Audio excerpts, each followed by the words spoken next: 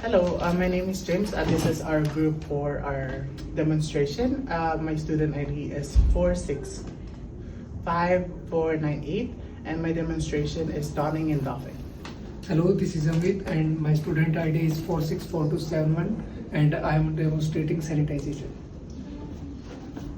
Hello, my name is Mandeep Singh and I will demonstrate the wrapping of surgical instruments. My student ID is 442490.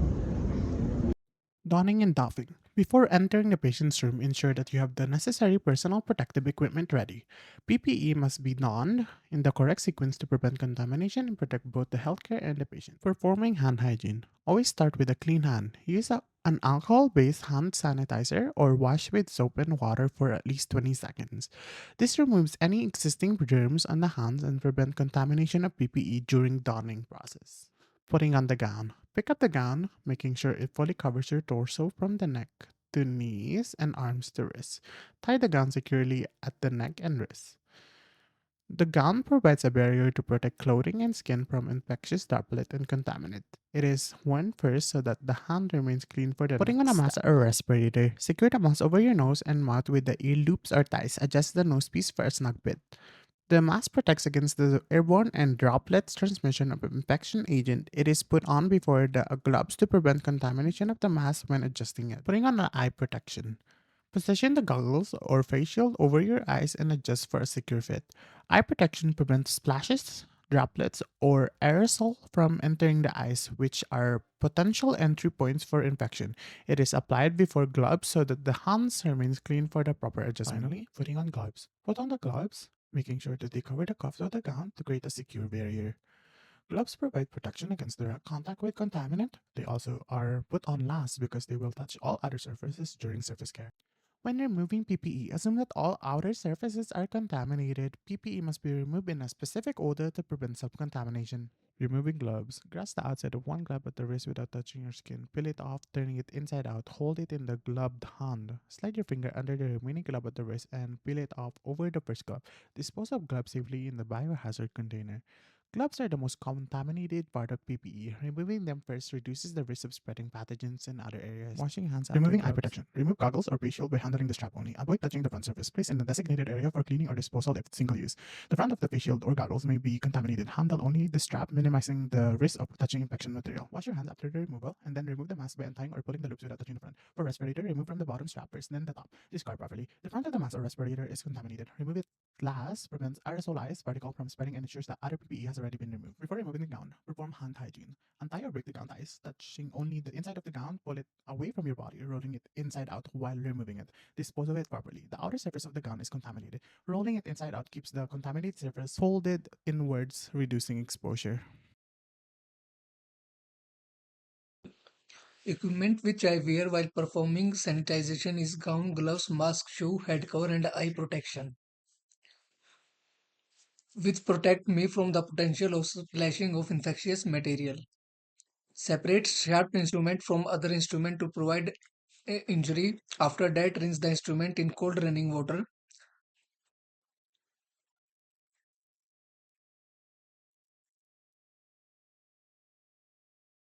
After that, scrub all instrument one by one because some microorganisms can hide under contaminants.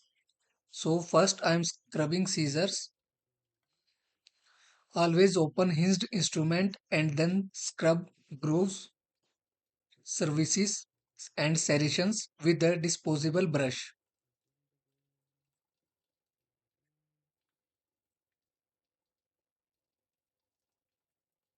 Second instrument is forceps,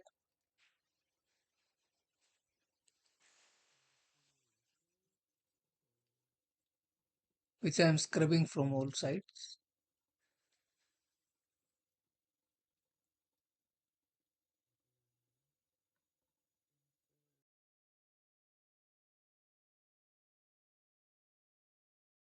And the third instrument is scapula.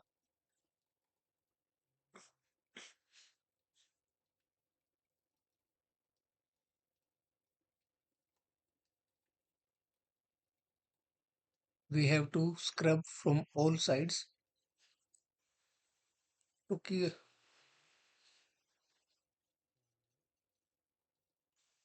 So after that, towel to dry all instruments.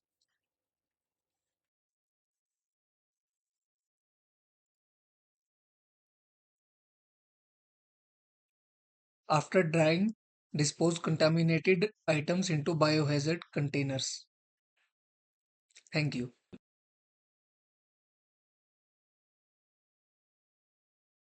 Good morning, this is Mandeep Sidhu and I will demonstrate how you can do the wrapping of medical instruments before sterilization. As demonstrated in the previous clip, Amit has already sanitized and disinfected these equipment. Before we start, we need to make sure the surface for wrapping is cleaned with the disinfectant. Here I am using a high level disinfectant to clean the surface of the counter. Before I start the wrapping, this is because we need to make sure the surface is clean of any microorganisms. A mistake I made in the demonstration is not wearing the proper PPE, which was the gloves. You need to wear gloves when handling high level disinfectant because they can cause irritation and other problems. As you can see, I have laid down the wrapping paper diagonally so I can do the diamond shape. After that, we have to make sure we are placing all the instruments on top of each other, and we use the gauze to keep the instruments such as the surgical scissors open. Now, one thing I skipped here was to cover the sharp objects. We need to make sure that any sharp objects such as the scissors or the pointy end of the forceps are covered properly because they can tear the wrapping paper. Surgical scalpel, surgical scissor, tissue forceps, indicator tape, and the surgical paper itself.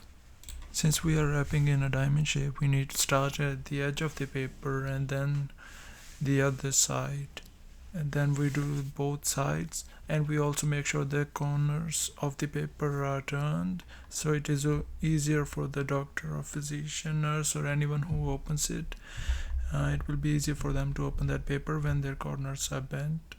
Another thing to keep in mind is the location of the sterile indicator strip, which we need to place at the location where it is very difficult for the steam to enter. For example, the area under the scissor, preferably the center area, because that's the area where it will be the most difficult for the steam to enter. And once we are done with the wrapping, we need to use autoclave tape to finish the wrapping of the instruments. Now in this video I have bent one corner of the autoclave tape so it is easier to open the wrap when we are done with the sterilization process.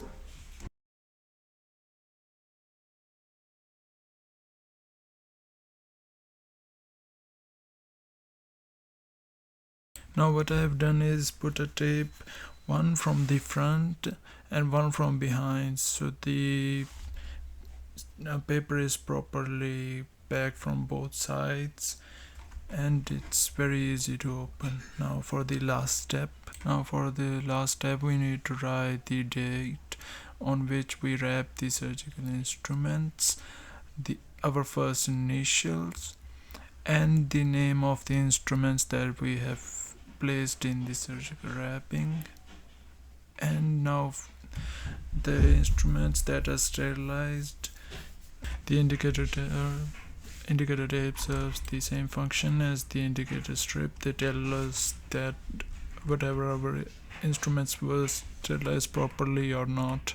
When they are sterilized properly, we will see a black line on them. The purpose of writing the date on the indicator tape is to see when the sterilization was done. So this is the date of the sterilization and not when the paper was wrapped. This helps us find the expiration date because most clinics prefer a 1 month period, and after that 1 month period the sterilization has basically expired and they have to re-sterilize the equipment. Now after we are done, we can wash our hands and then we are ready to sterilize this equipment. And with that, we have learned donning and doffing, sanitization of instruments, disinfection, and wrapping of surgical instruments. Thank you for watching.